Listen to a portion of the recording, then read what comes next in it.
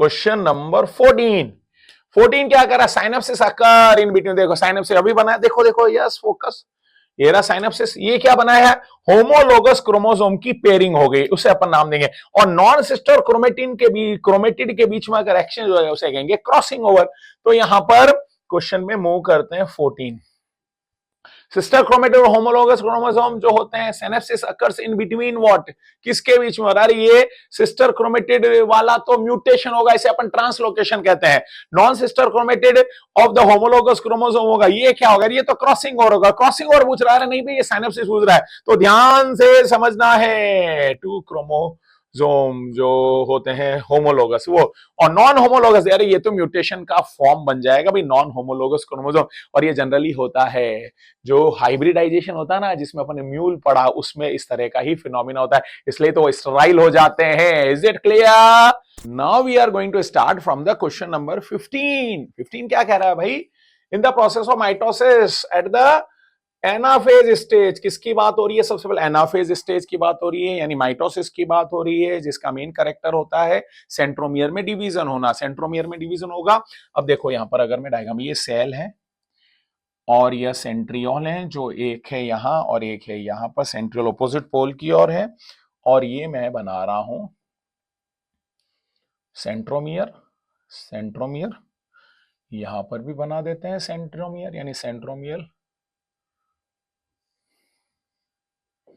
Towards the पोल की ओर है, okay. और ये मैं बना रहा हूं उनकी आर्म्स, आर्म्स पीछे पीछे को होता है ट्रेलिंग एंड, ये ट्रेलिंग एंड बना दिया मेरा बेटा, और ये रहा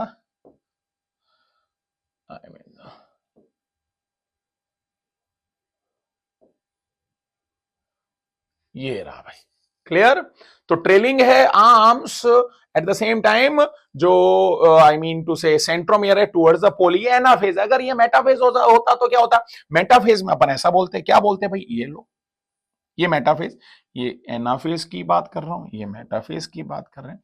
ये रहे सेंट्रियोल, जिसका डिवीजन हो चुका था एस फेज में, और यही हो जा रहे हैं,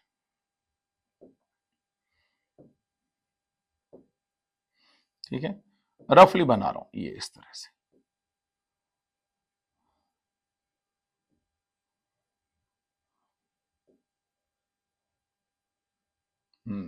ये थोड़ा सा इसको यहां लो, यहां लो, ये लो,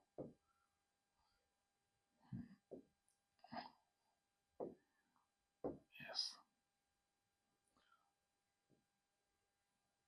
ये इस तरह से, ये मेटाफेज प्लेट की ओर जा रहे हैं ना भाई, ये ठीक है।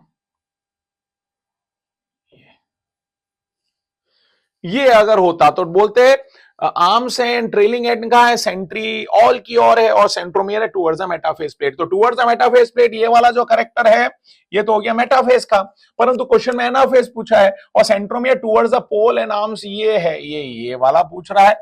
और एल शेप, जे शेप और वी शेप, सारे शेप की स्टडी करनी, तो किसकी में स्टडी करोगे, ये आप स्टडी करोगे एनाफेज में। अगर मैं बोल रहा हूं भाई यह आई मीन वी शेप है, वी शेप ऐसे क्या क्या कहते हैं, सेंट्रोमियर की पोजीशन के भी यहां पर, इसको अपन क्या कहते हैं, इसी को अपन कहते हैं, that one is the V shape. और फिर आता सब मेटासेंट्रिक को कहते हैं अपन क्या भाई, एल शेप के बाद में आता है आई मीन एक्रोसेंट्रिक, एक्रोसेंट्रिक को अपन क्या बोलेंगे, एक्रोसेंट्रिक बोलेंगे, जे शेप। और फिर आएगा कौन सा, टीलोसेंट्रिक, जिसे कहते हैं आर्मलेस, है ही नहीं, आर्म्स ही नहीं है भाई, आर्म नहीं बोल रहा हूं, आर्मलेस, आर्म भुजाएं, आर्मलेस, टीलोसेंट्रिक हो जाएगा। तो शेप और सेग्रेशन ऑफ होमोलोगस, ये तो भाई एनाफेज 1 का कैरेक्टर होता, मियोसिस का। तो आंसर गया है कौन सा, यहां पर डू नॉट है, आराम से पढ़ना है, डू नॉट बोला है, ब्रेन को पॉज दीजिए, सोचिए, समझिए, and then the take the answer.